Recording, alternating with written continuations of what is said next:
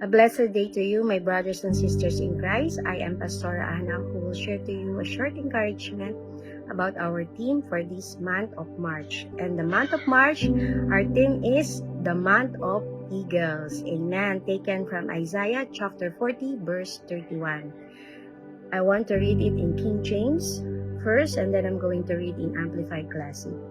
It says there, "But they that wait upon the Lord shall renew their strength. They shall mount up with wings as eagles.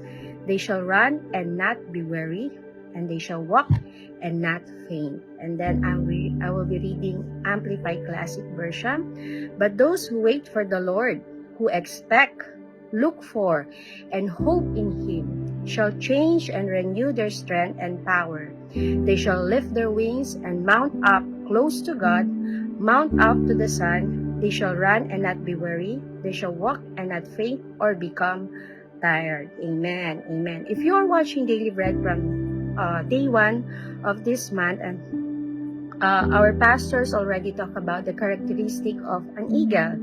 And one of those strength and characteristic of eagle comes from his wings. Amen.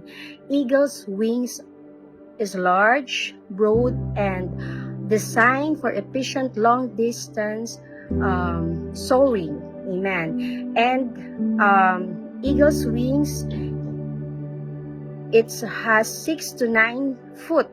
That's how big the wings of an eagle is. And it's powerful, and that's structures allow him to soar high. Amen. With an effortless light. Amen. That's why an eagle can soar high above the storm. And in Amplified Classic, it described here that you will be like an eagle. It says there, if you wait upon the Lord, you will be changed, and your strength will be renewed, and you will be empowered. They shall lift their wings and mount up close to God as eagles. So he described it's like an eagle who mount up to the sun. It means very high. Amen. When eagle flies, it's so high, up to the sky, up to the sun. Amen. So it says here, it says in our theme, those who wait upon the Lord. Amen. Is it waiting without doing nothing? Amen. Of course not. Waiting, but it comes with the person who is waiting for the Lord. It means you are expectant. You are longing for God. You are desiring more. You are looking for. You have this eagerness. Amen. And to wait upon the Lord with that expectation, with that eagerness, with that strong desire, it means that you will be renewed. Amen. How? It says in Psalms 91, verse 1, "He that dwelleth in the secret place of the Most High shall abide under the shadow of the Almighty."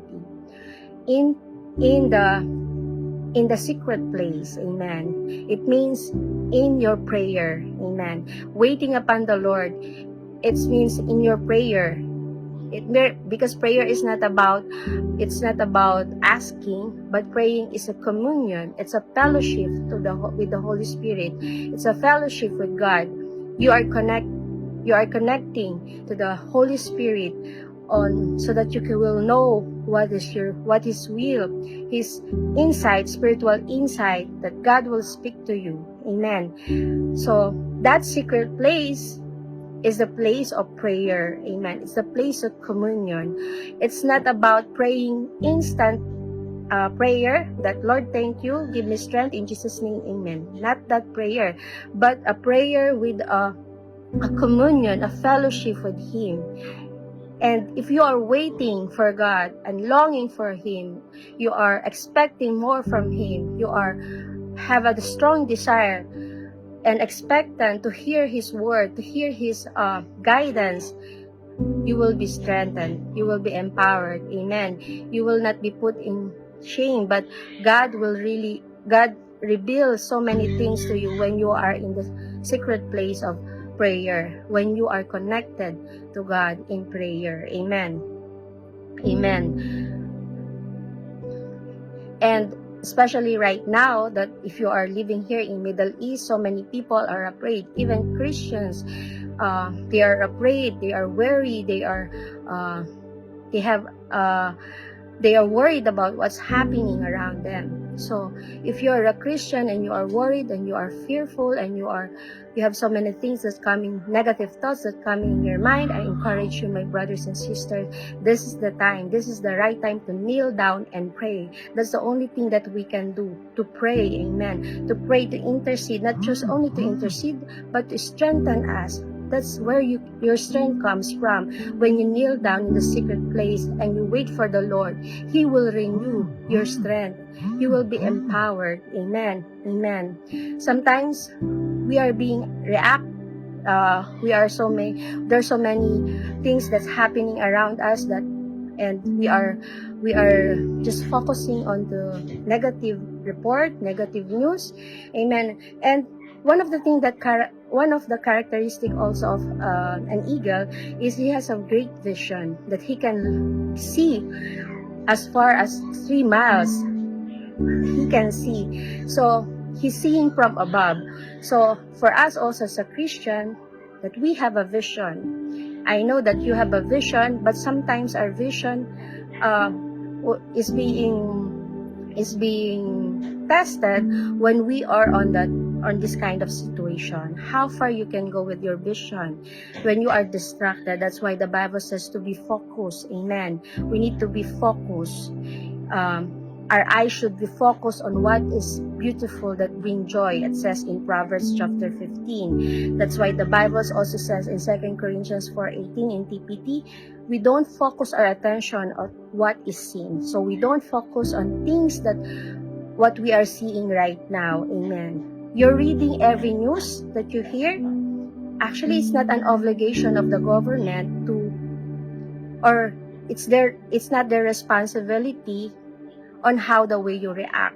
Amen. So it's up to you. Sometimes we're telling that God is in control. Yes, God is in control through you and me. Whatever negative news that you're hearing right now, your reaction is it all in your control, your reaction. Amen. But if you can trust the government who told you to be calm, if you can trust the government, why not trust the God who is telling us that we are more than conqueror through Him who love us? If we can trust the government who told us that they have a greater weapon that can intercept any kind of missile, why not trust to the God who said that greater is He that is in you than anything in this world? Amen. So remain focused and don't be distracted. We have the vision, we have the calling of God. This is not the time to stop and to be afraid, but this is the time to kneel down in the secret place of the Most High God. And the thing is, the very good thing is, we did not go there to dwell. We already live there. Amen. So we are the temple of the Holy Spirit. We are the tabernacle of God. We are the dwelling place of God. You don't go there and come out, go and come out. We live there. And when you live there, what you're going to do is to always communion with Him. Amen. Amen. And God says He will renew our strength. Amen. We are empowered. Amen. Like an eagle, we can soar high above the storms. Amen. Amen. Praise God. So thank you so much, my brothers and sisters. I declare that you are blessed. You have the mind of Christ. You don't have the spirit of fear, but power, love, and sound mind. I encourage you, my brother and sister, this is the time to kneel down and pray, to intercede for what's happening around us. God bless you. Amen. And keep on watching Daily Bread.